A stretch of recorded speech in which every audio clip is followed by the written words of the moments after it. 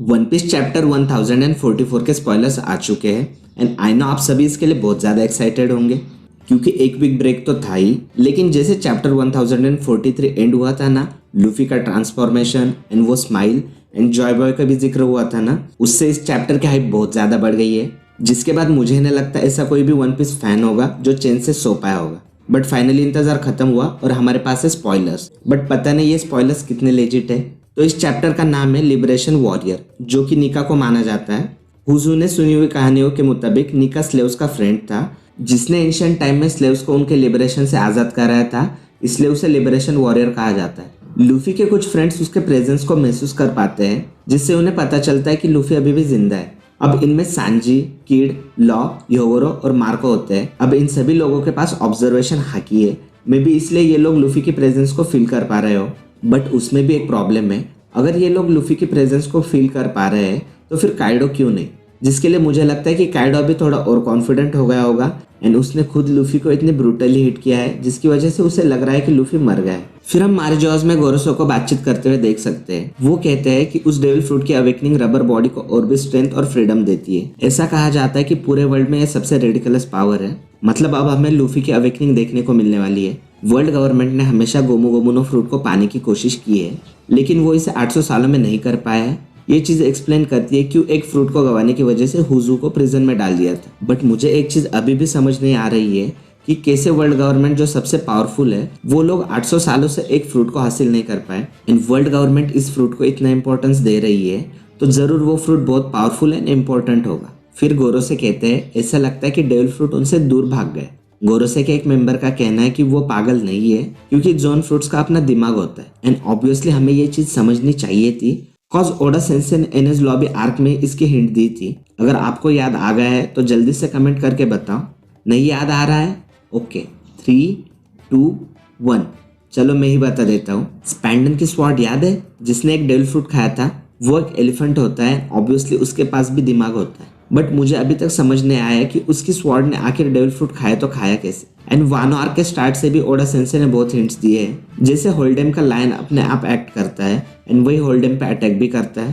Then कीबी डांगो सिर्फ animals पे work करता है, बट जोन यूजर्स को वो खिलाने से वो तामा की बातें सुनते हैं एंड ये तभी पॉसिबल है जब जोन फ्रूट का अपना दिमाग हो। गोरोसे का कहना है कि गोमू गोमुनो में असलियत में एक जोन टाइप डेविल फ्रूट है और इसका असली नाम हितोहितोनोमी मतलब ह्यूमन फ्रूट मिथिकल मॉडल निका है। मे बी इसी वजह से लूफी नॉक होने के बाद भी ट्रांसफॉर्म हो रहा है। चैप्टर में हम ह्योरी और ओरोची का एक पार्ट भी देखते हैं। ह्योरी ने ओरोची के सामने अपना फेस रिवील किया है एंड वो ऐसा इसलिए कर रही है कॉज उसे पता है कि ओरोची अब हार गया है। लूफी ने अपने डेविल फ्रूट को अवेकन कर लिया है और उसे लगता है कि अब वो कंप्लीट हो चुका है। ये उसका गियर 5 है। तो फाइनली गाइस जिस चीज का सबको कब से इंतजार था वो हो रहा है। लूफी के डेविल फ्रूट की अवेकनिंग एंड गियर 5 हमें दोनों ही देखने को मिल रहे हैं एंड भाई दोनों ही कंबाइन है, मतलब मजा आ जाएगा। मैं अभी 3 चीजों के लिए बहुत ही ज्यादा एक्साइटेड हूँ। फर्स्ट तो लूफी का गियर 5 ट्रांसफॉर्मेशन कैसा होगा, देन सेकंड उसकी पावर एंड अटैक्स कैसे होंगे एंड फाइनली अवेकनिंग कैसी होगी, उससे लूफी को क्या क्या पावर मिलेगी। फिर हम लूफी वर्सेस काइडो देख सकते हैं जिसमें सबसे पहले तो काइडो शॉक होने वाला है कि लूफी जिंदा कैसे बच गए, बट काइडो उतना ही खुश भी होने वाला है क्योंकि अब उसे अपनी फाइट कंप्लीट करने का मौका मिलेगा एंड लूफी और भी पावरफुल हो गया है तो काइडो को लूफी से फाइट करने में और भी ज्यादा मजा आने वाला है एंड काइडो से ज्यादा मजा हमें आने वाला है क्योंकि अब जो फाइट होने वाली है ना वो बहुत ही नेक्स्ट लेवल होगी। लूफी छत से ही काइडो को पकड़ लेता है और ऊपर खींच लेता है, फिर उस पर एकदम ही सैवेज वे में अटैक करता है। मे बी अब लूफी काइडो से ज्यादा पावरफुल हो गया हो इसलिए उसे अब डोमिनेट कर रहा होगा।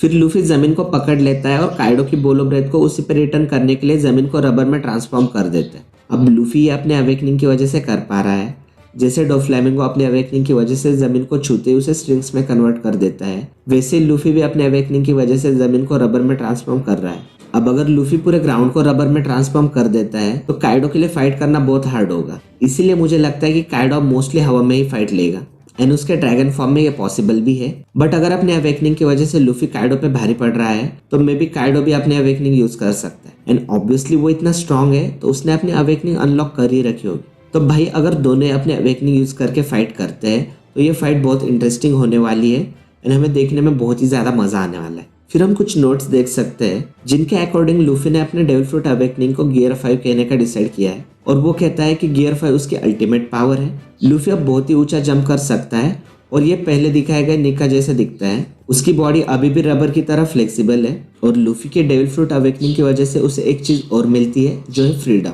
और इस फ्रीडम की वजह से लूफी जैसे चाहे वैसे फाइट कर सकता है। ये चीज सिर्फ लूफी के लिए ही नहीं है, इवन ये चीज एनिमीज को भी अफेक्ट करती है, जिससे लूफी की अवेकनिंग और भी पावरफुल हो जाती है। मुझे पर्सनली क्या लगता है पता है, ये पावर मास्क जैसी होगी। जैसे पहले वो कार्टून नहीं लगता था द मास्क, जिसमें वो चाहे वो चीजें कर पाता था, अब लूफी से पहले सिर्फ जॉय बॉय ने गोमू गोमू नो फ्रूट को अवेकन किया होगा।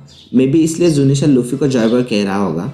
अगर आपको नहीं पता कि असली जॉय बॉय कौन है, तो इसका मतलब आपने ये वीडियो अभी तक नहीं देखा है।